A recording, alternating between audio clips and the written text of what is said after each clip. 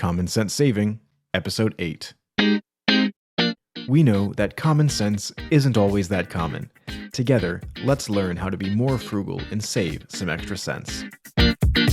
My name is Austin. Thank you for listening. If you like this sort of content, please subscribe. And if you're on YouTube, don't forget to click the like button. The blog post for today's episode can be found at commoncentssaving.com/8. Savers, you guessed it from the title, another online Mint Mobile review. I'm sure you've already seen a handful of these, but I want to give you my experience from a frugal and minimalist point of view. Before we get started, if you'd like to sign up for Mint Mobile, please use my referral link below. I'll talk more about signing up using my referral link at the end of the episode. I think people spend more time choosing which model of phone they want than deciding on their mobile carrier. I sure didn't care about the carrier, so long as my phone worked when I needed it to. I'm the kind of person who believes if it's not broken, then don't mess with it. My previous cell provider of choice was T-Mobile, and I had T-Mobile for so long they weren't even called T-Mobile when I got my first cell phone with them as a kid. They were known as VoiceStream Wireless. I just never thought to switch because I always had heard horror stories about the outrageously high bills from other big carriers like Verizon and AT&T. T-Mobile's phone service worked with minimal issues for over 2 decades. The only problem I ever had was the steadily growing price over the years. Now, I've been hesitant to switch carriers due to some mild brand loyalty, but my frugality is more important than loyalty to a company. I've known about other MVNO or mobile virtual network operator companies like Cricket, Metro PCS, and Visual, but refused to make the jump. Again, my service wasn't broken and the price wasn't the worst, so why would I change it? Though I said T-Mobile's price wasn't the worst, what I meant was that it's not the worst when comparing to the other top carriers. For example, at the time of this recording, Verizon's least expensive prepaid plan is $40 per month for unlimited talk, text, and 5 gigabytes of data.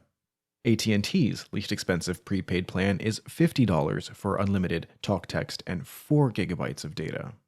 T-Mobile's least expensive prepaid plan is $45 and includes unlimited talk, text, and 20 gigabytes of data. That one's the best one, seems like. These are the plans that have no extra perks, and we'll be comparing them to Mint Mobile later.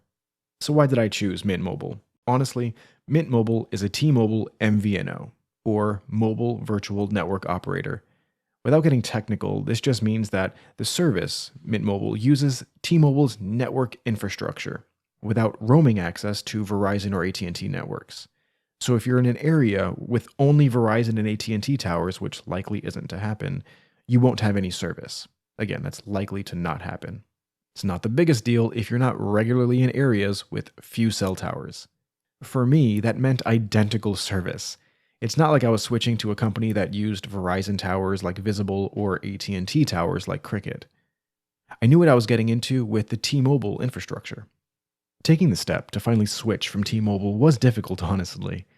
I enjoyed the perks that came along with the service. I was eligible for free Netflix, Apple TV Plus, and Paramount Plus options on their Magenta Max plan, meaning I didn't have to pay for those services.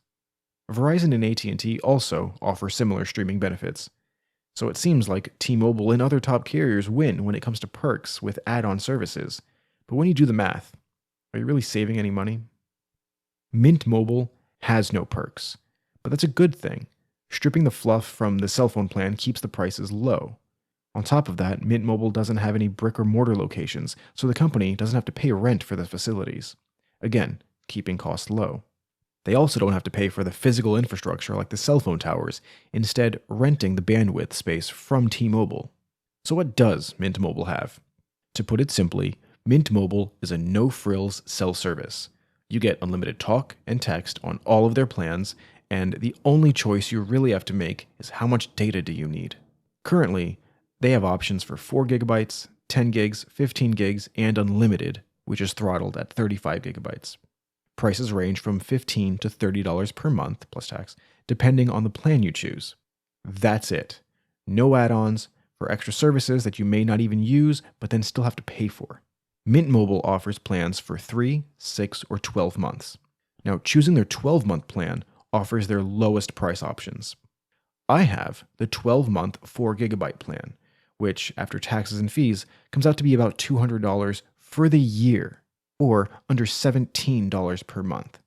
Keep in mind that you'll be paying for the entire plan up front, but then you no longer have to worry about a monthly cell phone bill. My home needs 2 cell phone plans, so my yearly cost is about $400. Compare that to almost $100 per month, or $1,200 per year that I was paying with T-Mobile. I'm incredibly happy with the switch to Mint Mobile, and I've had their service for over 4 months now, and I haven't had any service interruptions. Let's quickly compare that to what I said earlier about T-Mobile, Verizon, and AT&T. Mint Mobile's came out to about $17 per month for one line. Verizon, earlier I mentioned a similar plan for $40 a month. AT&T's similar plan was $50 a month, and T-Mobile's was $45. Compare that to 17, which would you choose? So let me tell you about this. I happen to live in Florida. I live in the path of the recent Hurricane Ian. Now, my area wasn't hit directly, so I'm thankful for my family's and my safety, but we did get hit with hurricane-force winds and lost power and internet for some time. I was reliant on my cell phone to be able to keep up with the weather and info from our local electric company. At no point during the outage did my speeds drop until I ran out of data. I ended up using up my 4 gigabytes of data during that time from browsing Reddit a little too much, so that's on me, and I could have bought additional data, but I didn't want to. When I did run out, it was practically unusable when trying to watch YouTube or browse Reddit, but still useful for sending iMessages and slowly checking emails. Now, I'm not the kind of person who gets upset from super slow loading speeds since I'm old enough to have used dial-up internet as a kid. Does anybody remember Net Zero?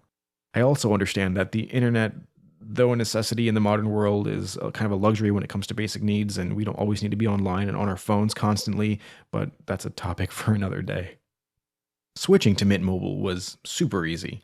Buying the service is simple enough through their website or app, again using my referral link please, and they'll send you a SIM card.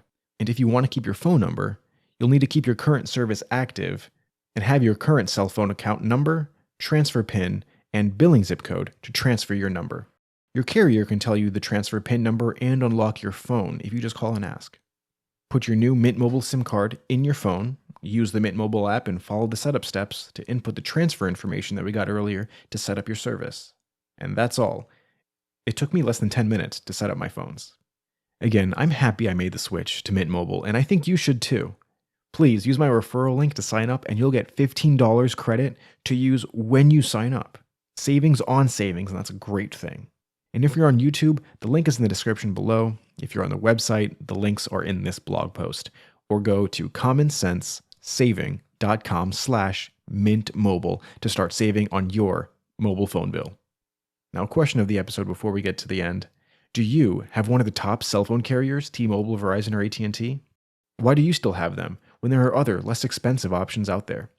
I'd love to hear your reasoning, and you'll receive no judgments from me. Remember, I was a T-Mobile customer for over 20 years, and I know how hard it is to make the switch. The notes for today's show can be found at commoncentssaving.com. If you like this sort of content, please subscribe, and think about sharing this podcast with anyone you think it could help. Again, thank you for listening to Common Sense Saving, making saving as easy as having common sense.